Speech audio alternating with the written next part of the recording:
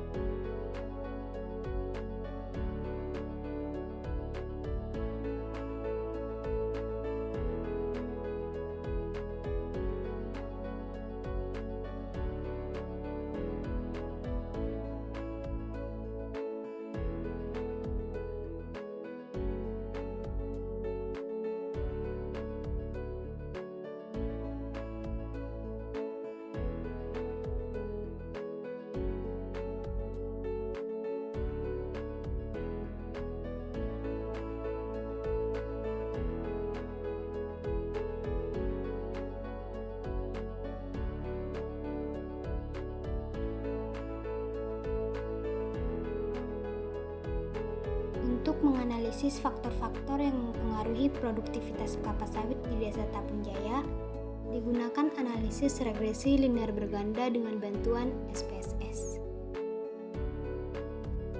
Terdapat 7 variabel bebas dalam penelitian ini.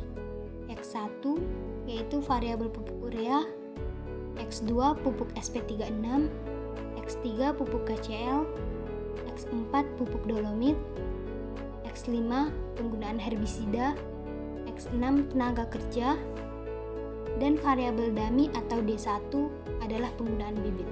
Sedangkan variabel terikatnya atau Y adalah produktivitas kelapa sawit.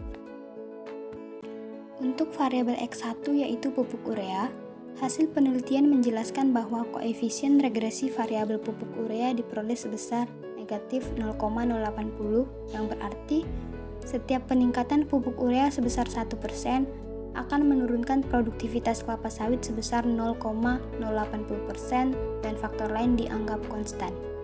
Berdasarkan hasil uji hipotesis disimpulkan variabel pupuk urea tidak berpengaruh secara signifikan terhadap produktivitas kelapa sawit karena memiliki tingkat signifikan di atas 0,05. Hasil ini sejalan dengan penelitian Mustari et al. Tahun 2020 yang menyatakan bahwa pupuk urea memiliki hubungan negatif terhadap produktivitas kelapa sawit. Hasil uji hipotesis dari variabel SP36 berpengaruh secara signifikan terhadap produktivitas kelapa sawit. Artinya H1 diterima dan H0 ditolak. Diperoleh nilai signifikan sebesar 0,007 lebih kecil daripada 0,05. Penelitian ini sejalan dengan Handy et al. Tahun 2024 yang menyatakan bahwa penggunaan pupuk SP36 berpengaruh signifikan terhadap variabel produktivitas kelapa sawit. Penggunaan pupuk KCl dan juga pupuk dolomit berpengaruh signifikan terhadap produktivitas kelapa sawit yang ada di Desa Tapung Jaya. Sedangkan penggunaan variabel herbisida tidak berpengaruh signifikan terhadap produktivitas kelapa sawit di Desa Tapung Jaya karena memiliki nilai signifikansi sebesar 0,088 lebih besar daripada 0,05. Maka dapat disimpulkan bahwa H0 diterima dan H1 ditolak. Hal ini sejalan dengan penelitian yang dilakukan oleh Monita dan Zebua tahun 2023 yang menyatakan bahwa tidak terdapat pengaruh herbisida terhadap produktivitas kelapa sawit. Penggunaan tenaga kerja tidak berpengaruh signifikan dengan produktivitas kelapa sawit di Desa Tapung Jaya. Berdasarkan hasil penelitian diketahui bahwa pekebun di Desa Tapung Jaya menggunakan rata-rata tenaga kerja sebanyak 20,93 HOK per hektar per tahun. Sedangkan rata-rata standar tenaga kerja yang digunakan untuk kebun kelapa sawit menurut PAHAN tahun 2011 yaitu 80,50 HOK per hektar per tahun. Variabel yang terakhir yaitu penggunaan bibit. Berdasarkan hasil uji hipotesis, diperoleh nilai signifikan sebesar 0,017 lebih kecil daripada 0,05. Dapat disimpulkan bahwa bibit unggul atau D1 berpengaruh signifikan terhadap produktivitas kelapa sawit swadaya di Desa Tapung Jaya.